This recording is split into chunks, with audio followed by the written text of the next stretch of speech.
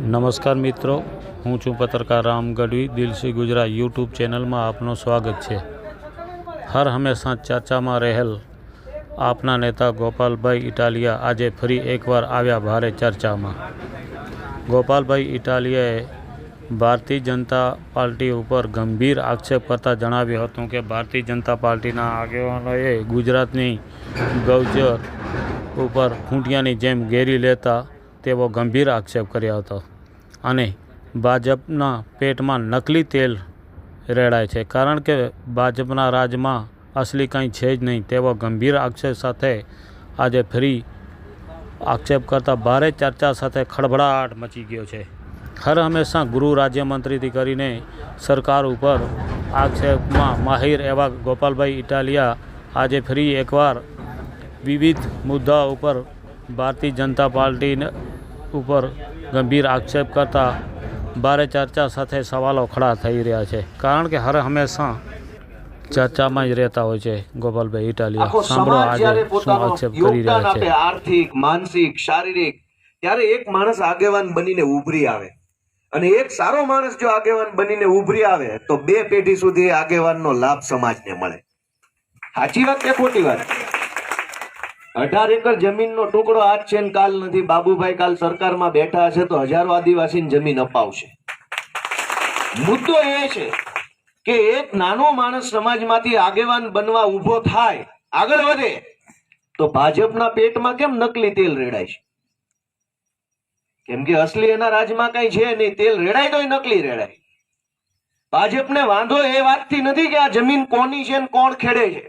ભાજપને વાંધો એ વાતથી છે કે એક માણસ આગેવાન શેનો બનીને બતાવે, એક માણસ ઉભો શેનો થઈ જાય આપણી નજર સામે. આપણે તો બધાને ગુલામ બનાવવા માટે ભાજપ વાળા નીકળ્યા છે. આ બાબુભાઈની એવી હિંમત કે આગેવાન બનીને બહાર આવે છે. આ વાતનો વાંધો છે એટલે અમને પકડ્યા છે. બાકી જમીનનો વાંધો હોત તો આખા ગુજરાતના ગૌચરો ભાજપના ખૂંટિયાઓ ખાઈ ગયા છે. આખલાઓ, ભાજપના આખલાઓ આખા ગુજરાતના ગૌચરો ખાઈ ગયા છે. અને ગૌચર ખાઈ ગયા પછી ઓડકારો નથી ખાધો ભાજપ વાળા. જમીનનો વાંધો હોત તો આખા ગુજરાતના મામલતદારો અને કલેક્ટરો કરે કાર્યવાહી ભાજપ વાળા સામે. પણ વાંધો જમીનનો નથી. વાંધો એ છે એક નાના એવા આદિવાસી પરિવારમાંથી આવતો એક વ્યક્તિ આગેવાન શેનો બની જાય, ચૂંટણી શેનો લડી જાય, એ વાતથી એમને ઈર્ષા થાય છે.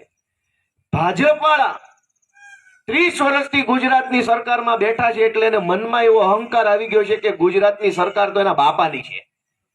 તો બાબુભાઈને એવું તો લાગે જ ને, રામા મોઘાનું નામ 7/12 છે તો જમીને આપણા બાપાની છે.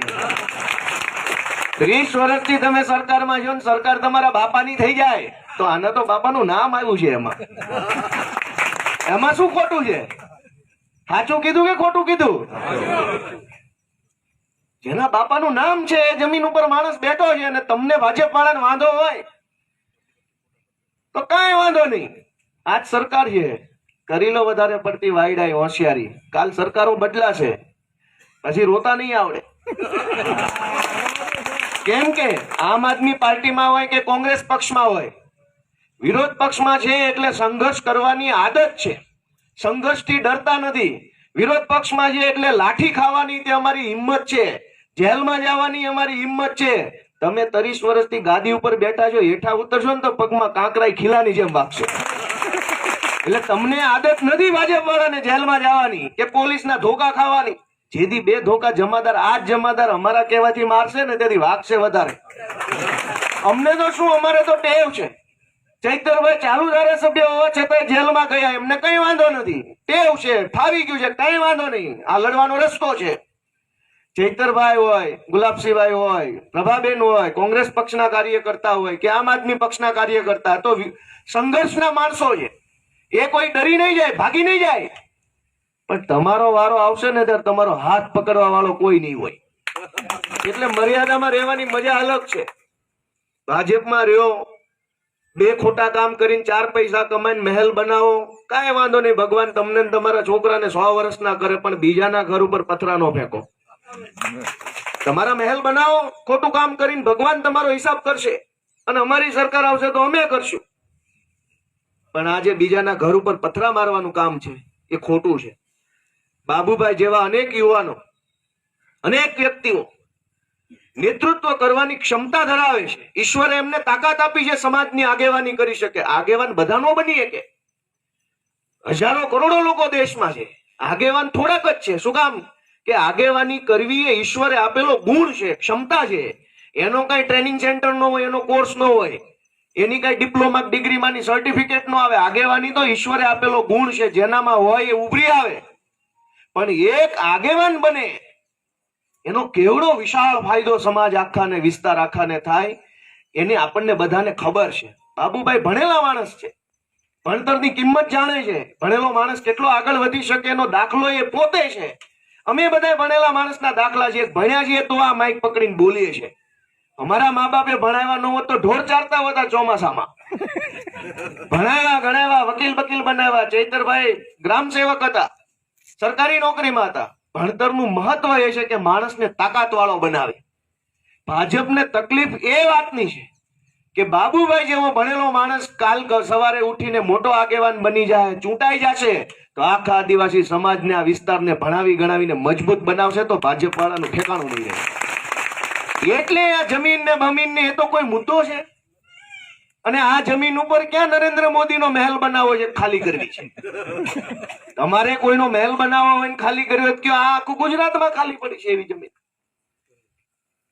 અને 2 એકર જમીન, 5 એકર, 10 એકર નો ટુકડો કોઈ ખેડે, અંદરથી કપાસ, જુવાર, બાજરી થાય, એને ઘંટીમ દળાઈને ખાઈ જાય, એમાં ભાજપ વાળાને વાંધો કઈ વાતનો પડે છે? ભાજપ વાળા રોડ ખાઈ જાય છે, બ્લોક ખાઈ જાય છે, પુલ ખાઈ જાય છે, બધું ખાઈ જાય છે. આપણે જુવાર બાજરો બનાવીને ખાઈએ એમાં એને વાંધો પડે છે? આપણે ક્યાં રોડ કે બ્રિજ ખાઈ જવા છે? આપણે તો આ જમીનમાં 5 એકરમાં બાજરો કે જુવાર કે મકાઈ નાખી, મકાઈ થઈ, ખાધી પીધી મજા કરી. દોસ્તો, આપણે બધાએ આજથી અહીંથી એક નોંધ લઈને જવાનું છે કે આ બાબુભાઈ હોય કે બીજા અસંખ્ય યુવાનો હોય, એ બધા ભેગા મળે અને ભાજપને આવનારી જે કઈ પણ પહેલી ચૂંટણી આવે ને એમાં ઘર ભેગા કરવાનો સંકલ્પ લઈ જવાનો. કેમ કે જ્યાં સુધી ચૂંટણી નહીં હારે ત્યાં સુધી આની બુદ્ધિ ઠેકાણે નહીં આવે. ઝાડુ મારવું પડશે આમાં. એને વળગ્યું છે ભાજપ વાળાને, સત્તા વળગી છે. એને શું વળગાડ જ કહેવાય ને આ બાજુ, શું કે છે? સત્તાનો વળગાડ આવ્યો છે, એ વળગાડ ઉતારવો પડશે. અને વળગાડ ઉતારવા માટે થઈ ઇન્ડિયા ગઠબંધન, આ બધા મોટા મોટા નેતાઓ અનુભવી છે ચૂંટણીના, જાહેર જીવનના, સમાજના, એમના માર્ગદર્શનમાં આપણે ભાજપનું સત્તાનું ભૂત ઉતારવાનું કામ દોસ્તો કરવાનું છે. અને અઘરું નથી. આ જુવાની લીમડા હેઠે ઉભા હતા એમને મારી વિનંતી છે કે આખું નહીં ઉભું રહેવાનું, ઓરું આવવાનું, એક થવાનું, સાથે રહેવાનું, આપણે આગળ વધવાની જરૂર દોસ્તો. આજ ગુજરાતમાં આપણું ભવિષ્ય શું યુવાનોનું? નોકરી લેવા જાવ તો પેપર ફૂટી જાય, પેપર ન ફૂટે તો કોન્ટ્રાક્ટની નોકરીઓ છે. કેવી રીતે આગળ વધવું? જમીન તમે ખેડવા નથી દેતા. એક યુવાન હોય, એના બાપા પાસે જમીન હોય તો ખેડવા નહીં દેવાની. જમીન ખેડીને માંડ માંડ છોકરો ભણાવે તો નોકરી ન મળે. નોકરી કરવા જાવ તો કોન્ટ્રાક્ટની નોકરી, અને એમાંય વળી નોકરે નારાયણ તો ક્યાંક અગ્નિકાંડમાં હોમાઈ જાય ને, ક્યાંક બોટ ઊંધી વળી જાય ને, ક્યાંક પુલ તૂટી જાય ને, મોત તો લટકતું જ છે માથા ઉપર.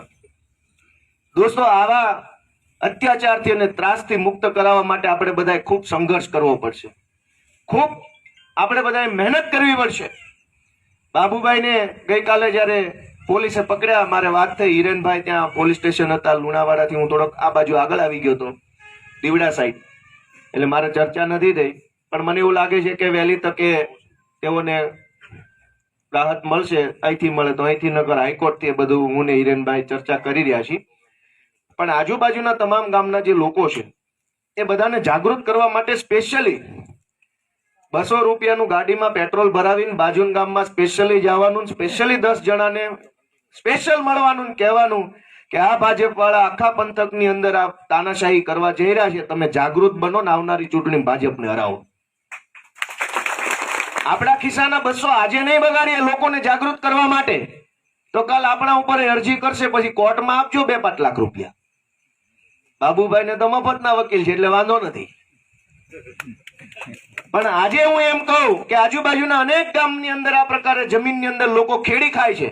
કોઈ જમીન વેચીને કોઈ બિલ્ડર નથી બની ગયા, કે જમીનોની અંદર કોઈ રિસોર્ટ નથી બનાવ્યા, હોટલો બનાવીને કરોડપતિ નથી થઈ ગયા. ભાઈ મકાઈ વાવે છે. અનેક ગામની અંદર આ પ્રશ્ન છે કે નથી? મારું એટલું જ કહેવું છે કે આજે 100 રૂપિયા ખર્ચીને બાજુના ગામના ખેડૂતને જાગૃત નહીં કરો અને કાલે કોક ઊંધા આટાનો ભાજપ વાળો આવી ખોટી અરજી કરશે, ખોટા કેસ થશે, પછી વકીલો, કોર્ટ ને પોલીસ પાછળ કેટલો ખર્ચો થશે કે નહીં થાય? તો એ ખર્ચાથી બચવા માટે આજે 500 રૂપિયાનો ખર્ચો કરી લેવો જોઈએ. દોસ્તો, મારી એક જ વિનંતી છે કે બધા પોતે જાગૃત તો બન્યા છો, પણ આજુબાજુના તમામ ગામને જાગૃત બનાવો. બધા તૈયાર થઈ જાઓ. યુવાનોની ખાસ જવાબદારી છે, કેમ કે યુવાનોના હાથમાં, કાંડામાં, પગમાં તાકાત હોય, દોડવાની સક્ષમ હોય. આમ જાઓ તેમ જાઓ, ફટાફટ પહોંચી જવાની શક્તિઓ યુવાનમાં હોય. વડીલોની અંદર પીઠ હોય, માર્ગદર્શન હોય, એની પાસે અનુભવની આંખ હોય. વડીલો અને યુવાનો ભેગા મળી આ પંથકને જાગૃત કરી જે પહેલી ચૂંટણી આવે પહેલી જ ચૂંટણીની અંદર ભાજપનું ભૂત ઉતારો તો અને તો જ આ વિસ્તારની અંદર દોસ્તો આગળ વધી શકાય. હું બધાનો આભાર માનું છું કે તમે બાબુભાઈના સમર્થનમાં આટલી મોટી સંખ્યામાં, આટલા વરસાદમાં, આટલી ખેતીની સિઝન હોવા છતાં અહીંયા આવ્યા છો. તમારો આ સંઘર્ષ એળે નહીં જાય, આનું પરિણામ મળશે. પરિણામ ઉપરવાળો આપશે. દોસ્તો, માણસ જયારે સાચી નિયતથી, શ્રદ્ધાથી, પોતાના મનોબળથી કોઈ મનમાં લક્ષ્ય નક્કી કરી અને બેસી જાય ને એક વખત કે હવે હું આ કરીને જ રહીશ, તો ઉપરવાળા એ કરવું પડે છે. દોસ્તો, આ તમારું મનોબળ છે આજે, કે બાબુભાઈની નહીં, આ અમારા બધાની લડાઈ છે. એવા આ તમામ લોકોનો સંકલ્પ છે કે માત્ર બાબુભાઈ નહીં, આખા મહીસાગર જિલ્લાના જે ખેડૂતોની સાથે અન્યાય થવાનો છે ભવિષ્યમાં ભાજપ દ્વારા, એની લડાઈ આપણે લડીએ છીએ. એવા મનોબળ સાથે, એવા સંકલ્પ સાથે તમે આવ્યા. બધાનો ખૂબ ખૂબ આભાર. બાબુભાઈના પરિવારને પણ હું વિનંતી કરું છું કે આપણે કોઈ ચિંતા કરવાની જરૂર નથી. બાબુભાઈ એક લડવૈયા માણસ છે. આપણે ગુજરાતમાં એવું જોયું છે ગુલાબસિંહભાઈ, કે પોલીસ સ્ટેશન માંથી પીએસઆઈ નો ફોન આવે ને પાર્ટી બદલી નાખે છે. પીએસઆઈ આમ તો કદાચ ભૂલમાં લગાડી દીધો હોય, કા પછી કોઈ ભાજપ વાળાને કહેવાત લગાડ્યો હોય કે રમેશભાઈ ક્યાં છો, તો રમેશભાઈ હાંજ થાય તો ભાજપમાં હોય. આવા ડરપોક અને નવાલા માણસો આ ગુજરાતમાં જોયા છે. અને લેન્ડ ગ્રેબિંગ જેવો ક્રૂરમાં ક્રૂર કાયદાની કલમ હેઠળ જેલમાં પૂરે છતાંય તે પોતાની પાર્ટીનો છોડેવો હજરબમ બાબુભાઈ આયા જ જોયા આપણે. એ વાતની મજા છે કે એક પીએસઆઈ ના ફોન થી પાર્ટી બદલવા વાળા કાયરો જોયા અને એક હજરબમ આગેવાન જોયો કે લડી લેવાનું છે. જે લડે ને એ આજે નહીં તો કાલે ગાંધીનગરની ગાદી પર બેસે. દોસ્તો, તેથી આખા ગુજરાતની જમીન